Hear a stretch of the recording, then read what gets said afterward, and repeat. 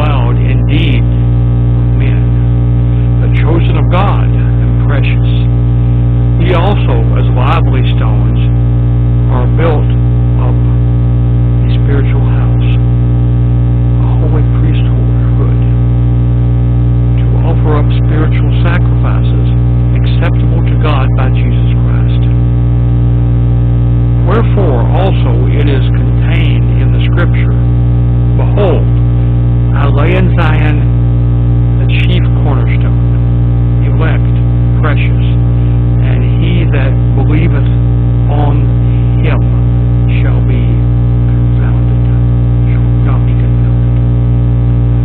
Unto you, therefore, which believe he is precious, but unto them which will be disobedient, the stone which the builders disallowed, the same made the head of the corner, and a stone of stumbling, and a rock of offense, even to them which stumble the word, being disobedient. Whereunto also they were appointed. But ye are a chosen generation, a royal priesthood, a holy nation, a peculiar people, that ye should show forth the praises of him who hath called you out of darkness into his marvelous light, which in time past were not as a people, but are now the people of God, which had not obtained mercy, but now have obtained mercy. And boy, there's a lot of that, and that's why there's 10 sections to this analysis, is that there's a whole lot of different ways we need to plow down dark alleys and understand what all this means to us. This is, do not be divided is the particular subtitle that I got for this one. But why is this in the Bible? It's an important reminder as to our strength of unity. And the communication is our unity as God's people. Now, to get down to the actual analysis, the application to me, in verse 4, Peter points out that we, God's people, are privileged to have a unity far superior to any specific religious organization or fellowship.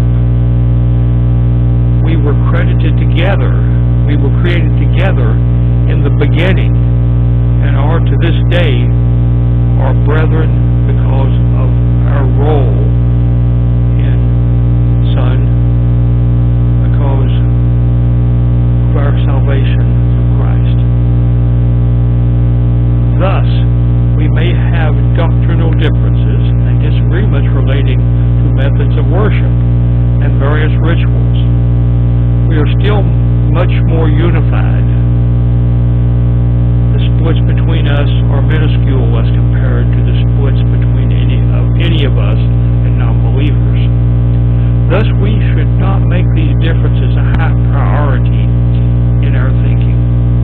And let me, just comment a little bit on that, because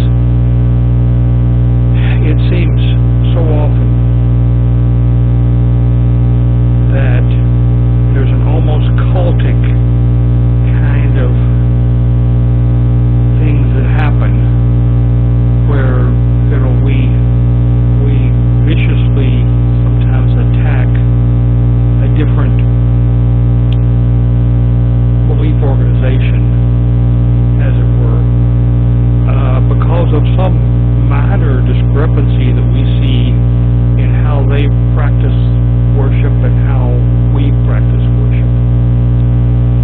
And it's all, although we all always want to worship as well as possible, we must recognize that we also have such faults, and therefore need to be somewhat understanding of what's going on there. We have faults which others may point to also. And so why are we being so judgmental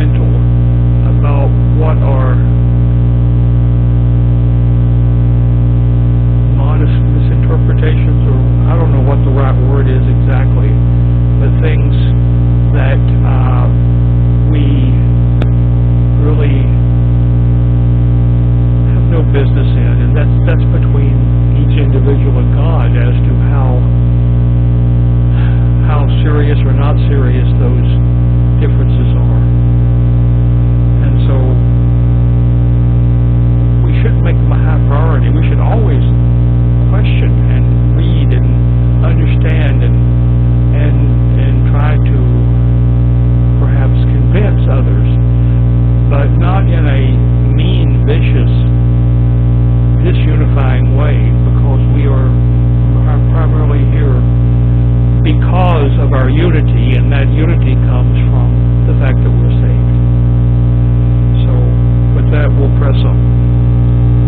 Now, God leads us with stand together for my standards. So, we